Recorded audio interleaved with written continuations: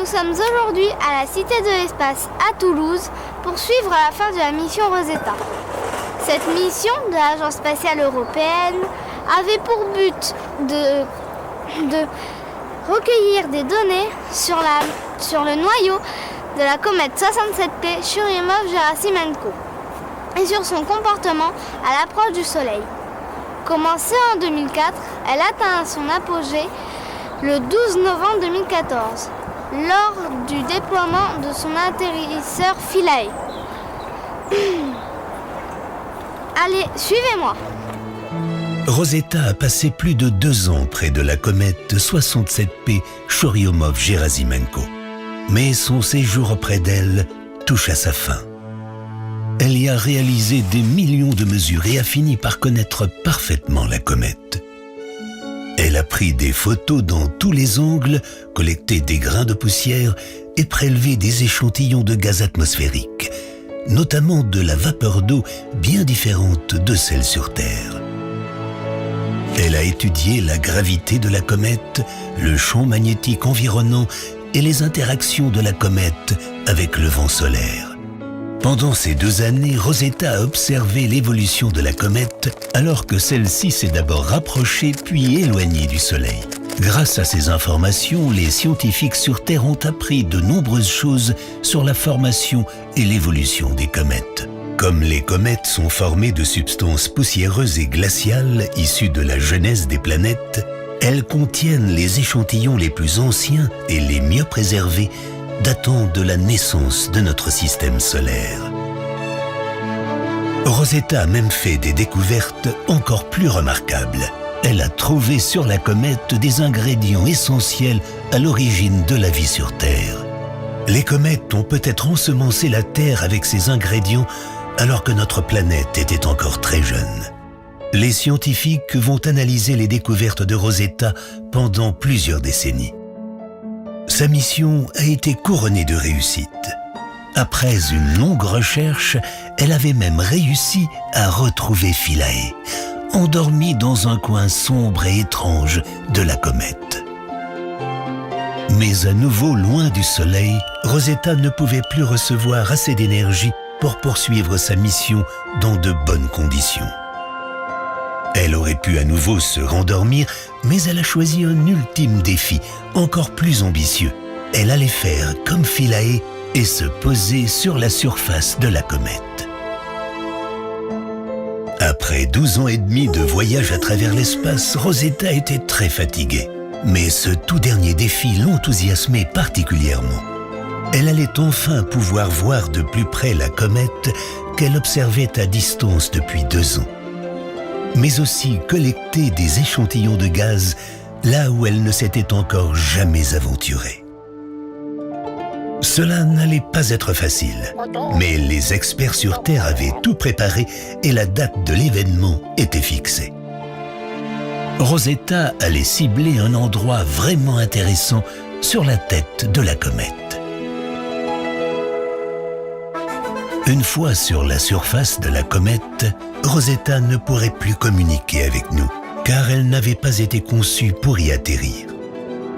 Elle allait donc devoir nous envoyer ses dernières images le plus rapidement possible avant de faire ses adieux. Bien que son incroyable voyage soit presque terminé, elle savait, tout comme ses prédécesseurs, que l'héritage de sa mission resterait.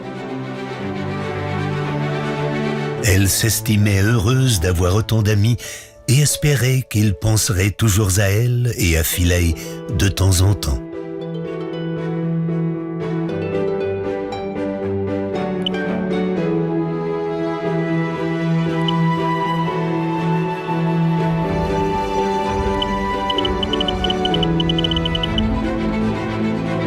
Finalement, après 786 jours auprès de la comète, le dernier épisode de son aventure extraordinaire était arrivé.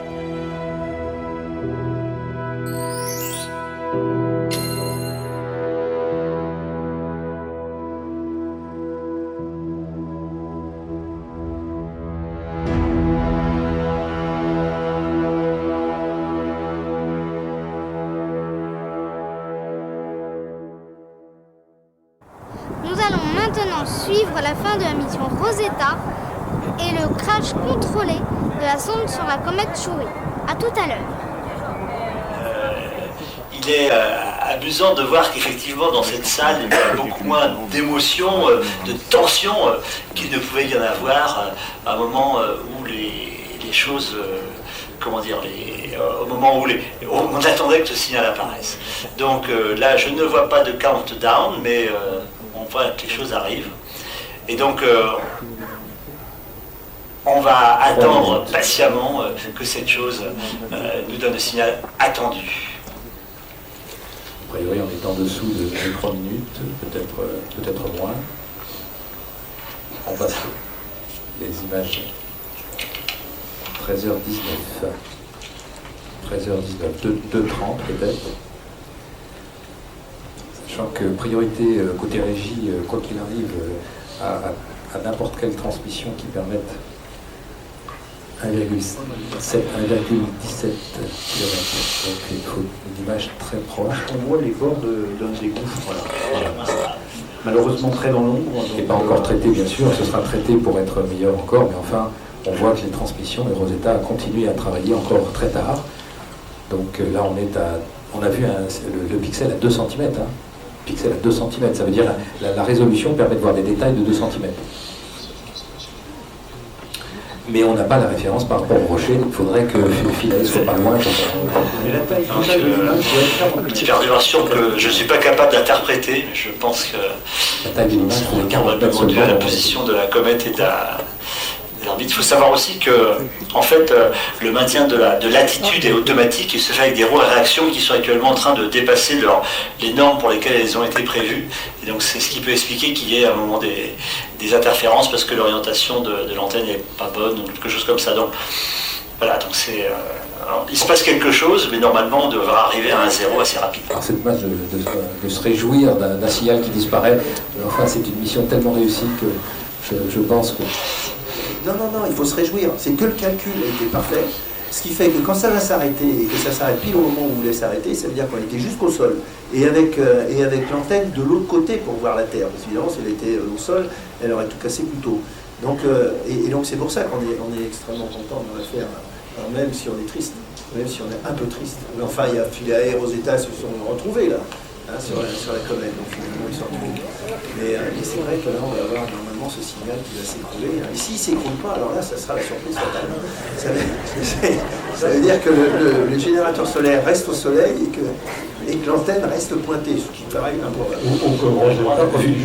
Oui, mais vu les images, on est bien centré sur la comète, donc on n'est pas passé à côté. La passivation un peu unique. C'est-à-dire que la passivation, c'est une bonne nouvelle. L'électronique va souffrir et de toute façon, j'allais dire Philae, à force, Rosetta va s'éteindre de lui-même. Mais normalement, en effet, comme on l'a dit tout à l'heure, nos collègues de l'ESA vont éteindre l'électronique pour éviter les transmissions.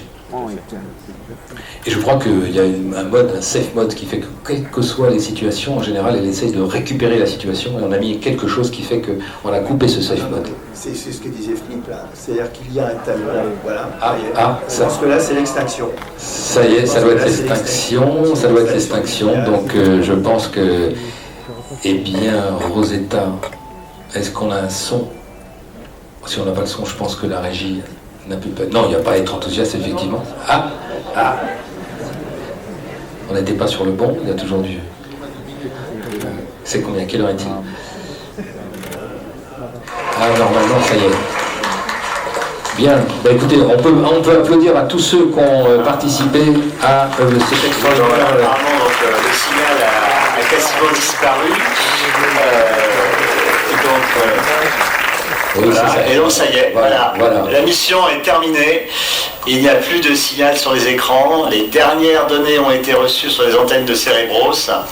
Et la séance va pouvoir continuer, mais l'aventure technique et spatiale, c'est maintenant donc achevée, avec sûrement beaucoup d'émotions, mais aussi le sentiment d'une mission quand même accomplie pour tous les ingénieurs et les techniciens qui sont là. Et par contre, les scientifiques sont forcément très contents, mais l'affaire n'est pas terminée. Bien, Oui, Marc, un petit peu. on se congratule. Bon, alors, donc simplement, moi ce que je voudrais, c'est que tous les Toulousains qui nous entendent ici et qui sont dans la truc, on applaudisse l'ensemble des équipes techniques qui ont pu faire une affaire pareille et qui a réussi à marcher jusqu'à se poser manifestement jusqu'au bout. Et j'espère que Rosina a récupéré le maximum de données dans la descente et que les gens puissent après avoir les données exactes qui sortent de ce fameux trou. Et voilà, donc je propose qu'on les applaudisse tous.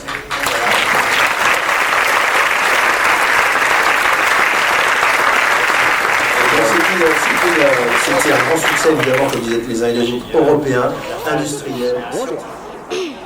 Une page se tourne avec la fin de la mission pour Rosetta. Pouvez-vous nous donner vos impressions sur cette mission? L'impression de participer à une grande prouesse de tous les Européens. Une fierté aussi, non? Tu n'es pas fier d'être venu là? Hein, c'est pas mal. Avance-toi. Peut-on espérer d'autres missions du même type dans le futur? Du même type, oui, parce qu'on va aller sur des astéroïdes, tu vois, d'autres véhicules qui sont un peu les fossiles du système solaire. Une comète, on va attendre un petit peu. On va d'abord analyser tous les résultats qui ont été engrangés pendant 2 ans. Les gens, ils ont regardé pour l'instant que 5% des données. Donc ça va durer encore.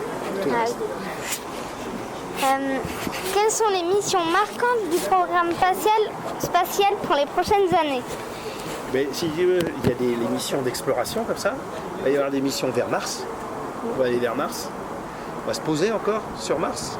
Là, au mois d'octobre, le 19 octobre. C'est pas loin, hein, c'est dans pas longtemps. Non. Et alors vers Mars, on y va tous les 2 ans à peu près. Et à chaque fois, on envoie des instruments sur Mars avec des partenaires, parce qu'on ne fait pas les missions tout seul, on fait les partenaires avec des partenaires internationaux.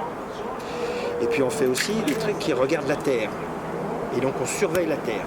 Parce que la Terre elle a besoin d'être surveillée pour savoir qu'est-ce qui se passe, les gaz à effet de serre, le climat, tu as entendu parler de tout ça. Eh bien on envoie des satellites pour regarder comment la Terre, elle vit dans son environnement. Parce que la Terre, elle tourne autour du Soleil. Et la Terre a une atmosphère, et l'atmosphère elle est fragile, et la Terre elle est fragile, donc on la regarde depuis l'espace. Et quand tu prends de la distance, tu la vois toute ronde. C'est rigolo. Mais dans l'espace, tu regardes la distance, tu vas toute ronde. Et pour Rosetta, il va plutôt regarder vers le ciel, lui. Il va plus loin, lui, beaucoup plus loin que la Terre. Il va à 7 fois la distance entre le Soleil et la Terre. Ça fait beaucoup. Ah ouais. Merci Monsieur Pierre Charles d'avoir répondu à nos questions. Eh bien, au revoir et à bientôt. Bonjour Monsieur Godon. Bonjour. Pensez-vous qu'aujourd'hui cette mission soit pleinement atteinte? Ah oui, les objectifs de la mission sont totalement atteints. C'est-à-dire qu'on avait 22 instruments scientifiques, 12 sur la sonde Rosetta, 10 sur l'atterrisseur Philae, tous ont bien fonctionné. Et sur Rosetta, ils ont fonctionné pendant 2 ans et demi. Donc on a des montagnes de données qui sont arrivées sur la Terre et qu'on va exploiter. Et on va savoir, grâce à ça, la forme de la comète, tu l'as vu avec des images, mais aussi la composition, la température, le niveau de dégazage, l'interaction avec ce qu'on appelle le vent solaire, c'est un peu plus compliqué. Mais voilà, et de toutes ces données, on va savoir ce qu'est vraiment une comète. D'accord. Quels sont les problèmes auxquels vous avez dû faire face lors de cette mission? Il y a eu beaucoup d'étapes, c'est-à-dire que malgré une fusée extrêmement puissante qui s'appelle Ariane, pour nous lancer, eh bien la vitesse était totalement insuffisante pour arriver jusqu'à la comète. Donc il fallait survoler plusieurs planètes pour s'élancer. Ça s'appelle l'effet de fronde. Et grâce à ces survols de la Terre 3 fois et de Mars, on est arrivé à aller vers la comète. Ce qui fait qu'on a passé 10 ans dans une phase dite de croisière pour arriver jusqu'à la comète. Et une fois qu'on était là, en fait, on était allé vers une comète qu'on ne connaissait absolument pas. La forme, on l'a découverte en arrivant. Et donc, on a appris à connaître cette comète très rapidement et à déterminer l'endroit où on va aller se poser dessus. Donc, il y avait ce challenge-là. Et puis après, c'est le challenge de Philae, arriver à se poser à l'endroit prévu. Alors là, on a un petit peu raté les choses, c'est qu'on a touché le sol à l'endroit prévu, mais il y a 2 systèmes qui n'ont pas fonctionné, alors on a rebondi. Et on se retrouvait un peu les pieds en l'air, à la surface de la comète un peu plus loin. Voilà. Donc ça, c'était un gros challenge. D'accord. Pourquoi avoir coupé tous les systèmes de Rosetta au moment de son posé? Ne pas avoir gardé ou tenté de garder une quelconque communication après son posé? Ben, c'est vrai, moi j'aurais bien aimé en fait qu'on essaye de continuer, Mais avec la trajectoire qu'on avait aujourd'hui pour aller taper la comète, de toute façon, même si on n'avait rien fait, la sonde se serait cassée. Et donc, elle se serait éteinte d'elle-même. Moi, je ne crois pas qu'elle pouvait survivre dans ces conditions-là. Il aurait fallu changer la trajectoire d'atterrissage pour pouvoir qu'elle survive à la surface. Quels sont vos sentiments personnels? Que ressentez-vous maintenant que la mission Rosetta est terminée? Et après tant d'années de travail sur ce programme, que vous reste-t-il aujourd'hui de cette mission? J'ai un peu de mal à réaliser. Moi, ça fait 15 ans que je travaillais dessus. Et on a travaillé avec des événements, je te le dis, l'arrivée à la comète, l'atterrissage, etc. J'ai donc l'impression que dans 3 mois ou dans 6 mois, il va y avoir à nouveau une nouvelle étape. Et ce n'est pas le cas. Donc aujourd'hui, je suis triste, mais j'arrive pas à le réaliser. Et je pense que dans quelques semaines, quand on parlera plus du tout de Rosetta, plus du tout de nous, là, ça y est, ça sera la fin de la mission. Et je serai encore beaucoup plus triste. D'accord. Qu'allez-vous faire maintenant? Sur quel programme allez-vous travailler? Alors, personnellement, j'ai commencé à travailler, pas sur un projet unique. J'essaye de mettre au point de nouveaux projets d'exploration de planètes, de comètes, d'astéroïdes ou d'observations lointaines, d'exoplanètes, etc. Donc je suis responsable de rechercher de nouveaux projets et c'est très compliqué de les faire parce qu'il faut les faire en coopération avec beaucoup d'autres pays et ça coûte très cher, donc c'est compliqué. D'accord. Voilà. Bonjour, combien de temps prend une communication entre Rosetta et la Terre? Alors c'est très variable parce que ça dépend de la distance entre la comète et la Terre, donc entre Rosetta et la Terre, et aujourd'hui c'était 40 minutes. Et il faut savoir que par exemple entre la Terre et la Lune, c'est 1 seconde seulement que la communication. Et là c'est 40 minutes. Donc tu vois que 40 fois 60 fois plus loin que la Lune on était. Ah oui, c'est beaucoup. Peut-on envisager d'envoyer des sondes du type de Rosetta plus loin dans l'univers en restant en communication? Alors oui, parce qu'on a l'exemple, les sondes voyageurs lancées par la NASA dans les années 80, elles continuent à survivre. Et elles continuent à survivre parce qu'à l'intérieur, on a mis une petite source radioactive qui donne de l'électricité tout le temps. Si on avait envoyé Rosetta plus loin, malgré ces énormes panneaux solaires, elle ne pouvait plus fonctionner parce que le soleil devenait comme une étoile, trop petite. D'accord. Mais c'est tout à fait possible. Voilà. Les sondes comme Rosetta fonctionnent grâce à des panneaux solaires qui ont montré leurs limites. Des recherches sont-elles menées pour trouver une autre source d'énergie afin d'y pallier? L'autre source d'énergie qu'on connaît actuellement, c'est surtout l'énergie nucléaire. Donc il suffit de pas grand-chose, une toute petite source radioactive pour générer à la fois de la chaleur et de l'électricité. C'est surtout à ça qu'on pense, pour remplacer les grands panneaux solaires. D'accord. Merci Monsieur Godon d'avoir répondu à nos questions. Merci à toi. Bonjour professeur. Bonjour. Pouvez-vous nous dire en quoi consistait l'expérience Rosina?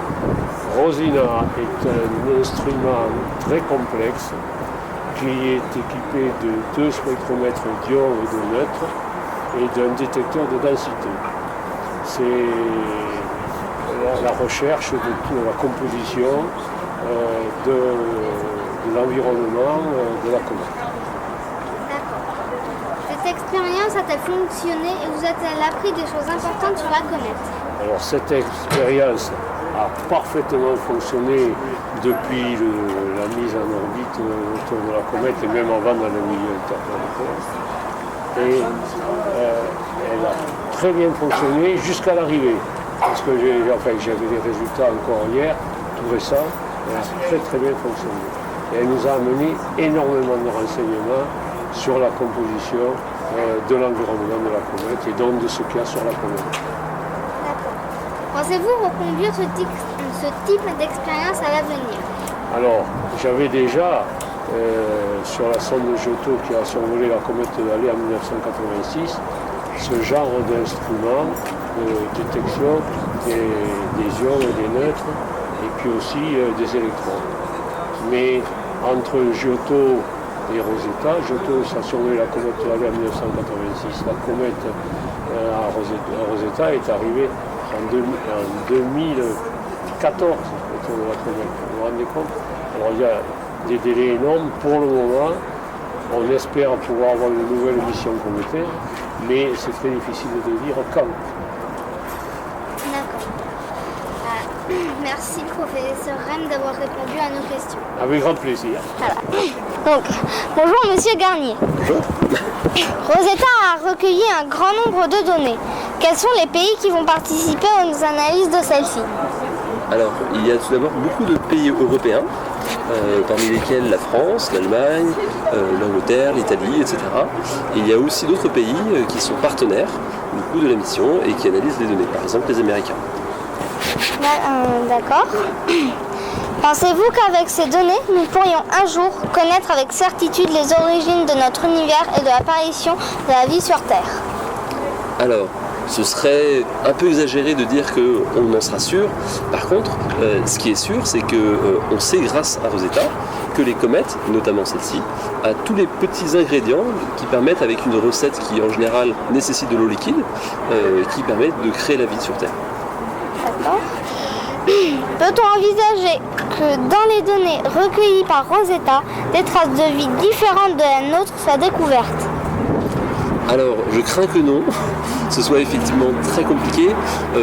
On mesure effectivement un certain nombre de choses, des composés plus ou moins complexes, mais par contre, il n'y a aucune trace de vie et de toute façon, on n'entend pas sur une comète puisque il fait beaucoup trop froid et les conditions sont telles que la vie ne peut pas se développer a priori directement sur, en tout cas, de la même manière que celle qu'on connaît sur Terre.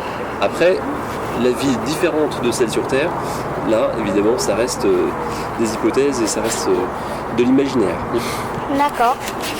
Merci Monsieur Garnier d'avoir répondu à nos questions. Merci beaucoup. Voilà, la mission Rosetta est officiellement terminée. Merci de nous avoir suivis et à bientôt.